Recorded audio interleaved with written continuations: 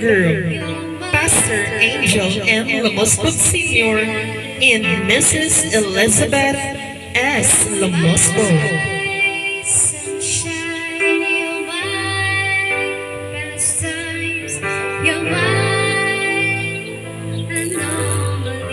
And our groom, Mr. Japheth Lamosbog.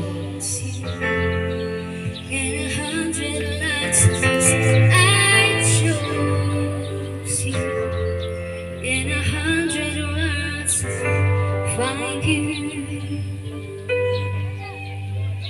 and I'd say I do. Our principal sponsors, For the rest of Pastor Chucky Loses and Mrs. Josephine Loses. I do.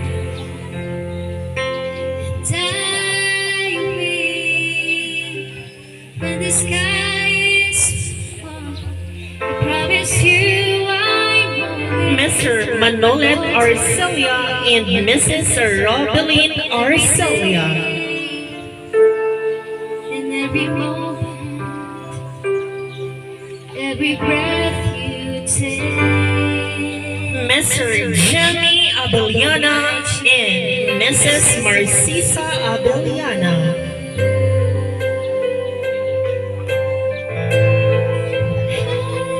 Mr. Denise Vihito and Lilibeth Vihito. More than just wedding this is into eternity. Mr. Antonio Jr. Chong and Lucelle Claire Chong.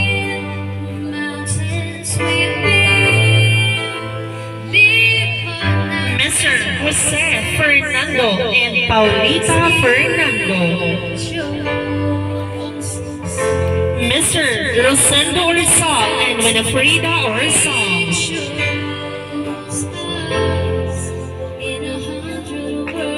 Mr. Michael Solis and Cheryl Solis.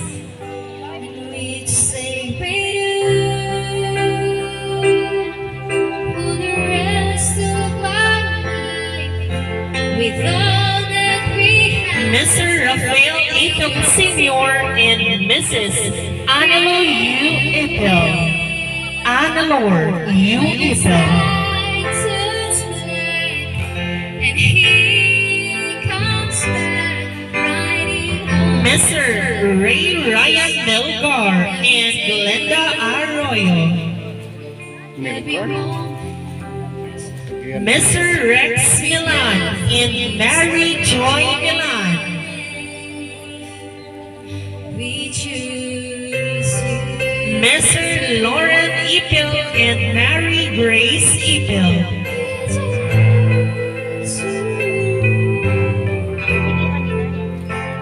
Pastor Renate Pichao and Pastora Madeline Pichao. With all my heart I worship,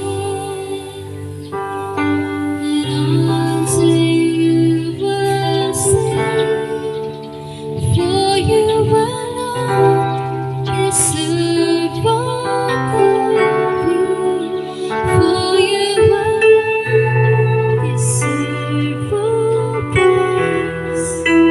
Father, we worship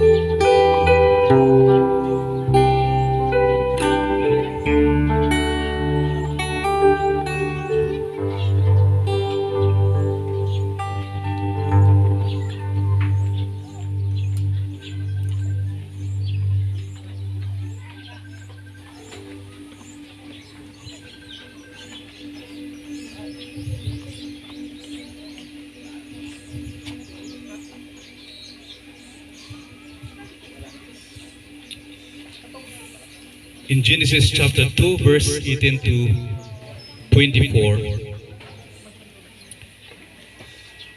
And I will read verse 21 down to 24. So the Lord God caused man to fall into a deep sleep. And while he was sleeping, he took one of the man's ribs and closed up the place with whips. Then the Lord God made a woman from the rib he had taken out of the man. He brought her to the man. The man said, "This is now bone of my bones and flesh of my flesh. She shall be called woman, for she was taken out of man. For this reason a man will leave his father and mother and be united to his wife, and they will become one flesh."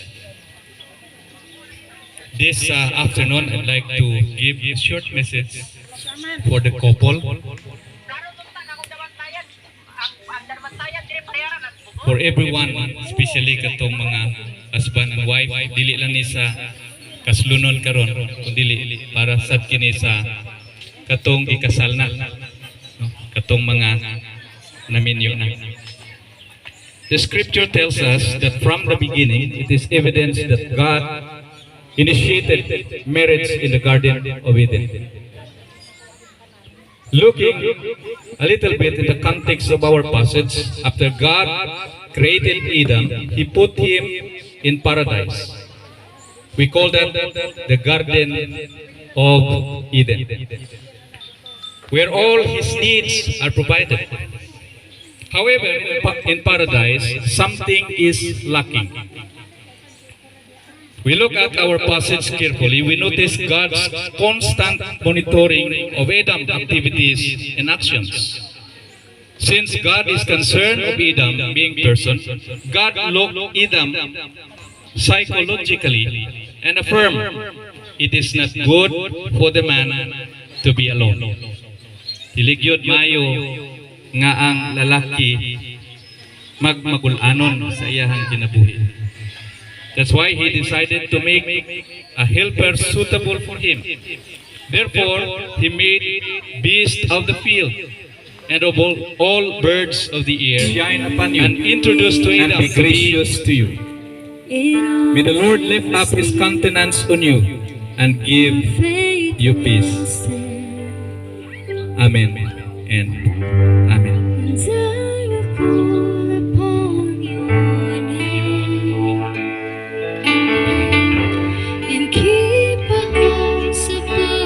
Ladies and gentlemen, it is with much pleasure that I now introduce to you Mr. and Mrs. Japet Lumusbog. You may now kiss the bride.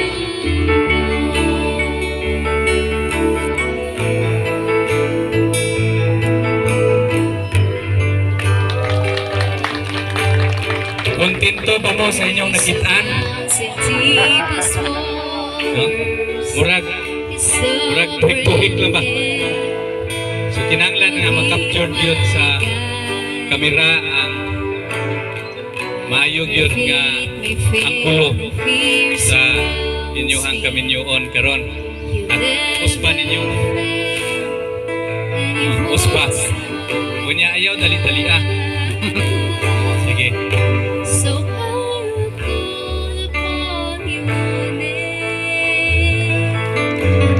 Palakpak, no? Congratulations. God bless you.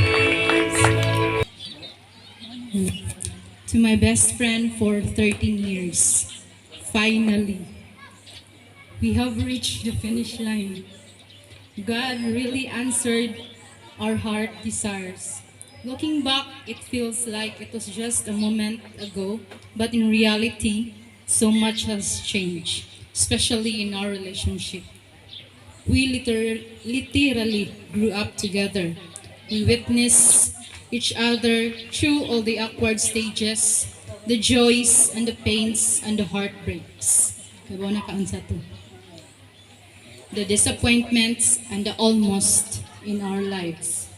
Within these 13 years of being together, we didn't just share a relationship.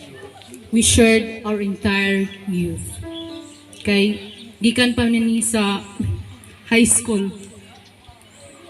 Many people say that 13 is an unlucky number. But for me, it is not. Aside, it is my birth date. These 13 years with you are my greatest blessings from the Lord. The waiting was intense, and the patience required was immense. But as I look as right now, I can truly say that God's timing is truly perfect. Every single second of waiting was worth it. Pa, thank you for staying, for praying with me, and for always bringing me back to God whenever I felt lost or tired. Karon sa atubangan sa Ginoo o sa atong pamilya, friends, relatives, you are no longer just my partner. Starting today, you are now my husband and partner in serving the Lord. I promise to continue being your partner in prayer and in everything. I promise as we start this new chapter, dili lang ni ikaw o ako, kundi tayo at ang Panginoon. I promise to love you unconditionally, to respect you as my lifetime companion, and to serve family with the same grace that God has shown us. And my favorite part of today, wala na iuligay. No more sending home, because starting today, you are now my home. I love you yesterday, today, and for all the years God will give us. I love you so much with the Lord at the center of it.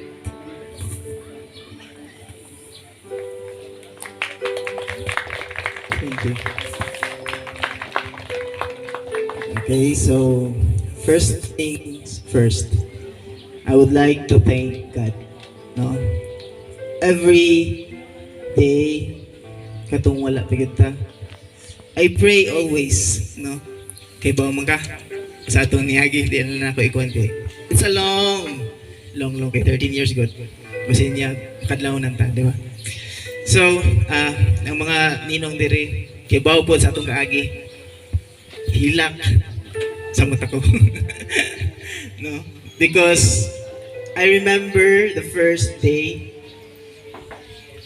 ta nakita is dili siya love at first sight.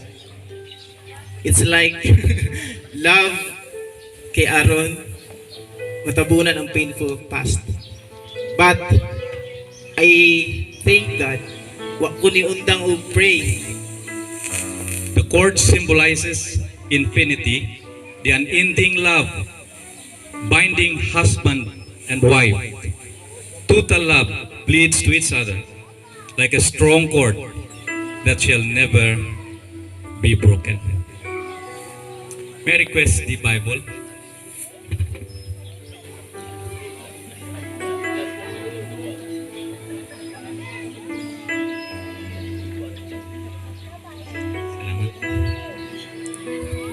The Bible is a precious gift from God.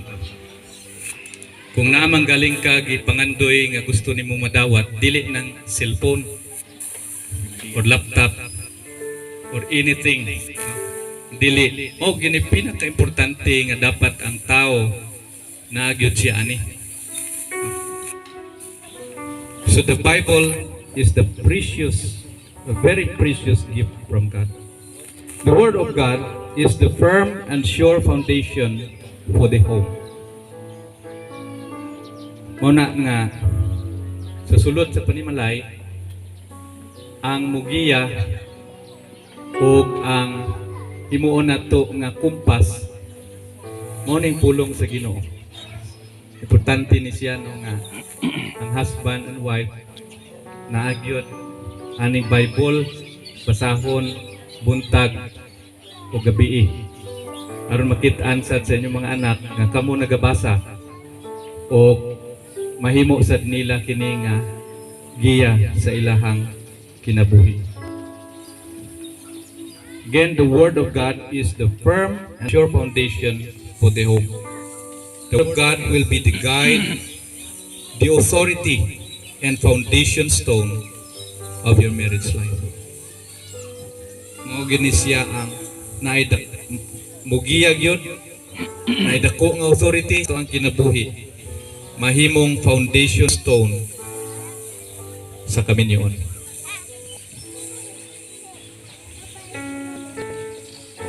Pahikat sa imong asawa, manaad mo sa Ginoo nga sa matag adlaw inyo gyud basahon adlaw o gabi kay ingon ang pulong sa Ginoo tagaan ta niya og success sa ato ang kinabuhi. Ang successful life is not how the way we give all the effort we have in life, but also by obeying the command of God to read His Word, meditate it day and night, and the Lord will give us success in whatever we do. Unang gitudlo niya kay Joshua, no nga, pasahon gyud ang pulong sa Ginoo. I hope nga mao gyud na no ang tagaan nato dako kaayo nga importansya sa ato ang kinabuhi. Di gyud nato malimtan. Unahon gyud nato ang Ginoo sa atong kinabuhi matag adlaw aron nga aduna kitay kalipay, kalinaw, ug success sa kinabuhi. Kung yung ang nagunit sa kwarta,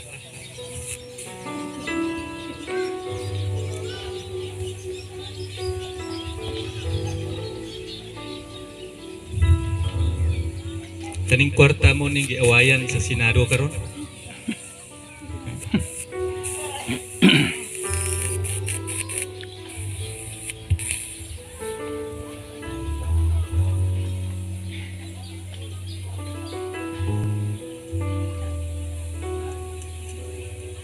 Kadaghan kayo mga sinsilyo.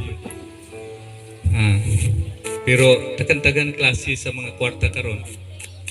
Na yen, no? Dollar, euro, kaning symbol diri karon makita nato nindot ni kay dili taguan nato ni makuha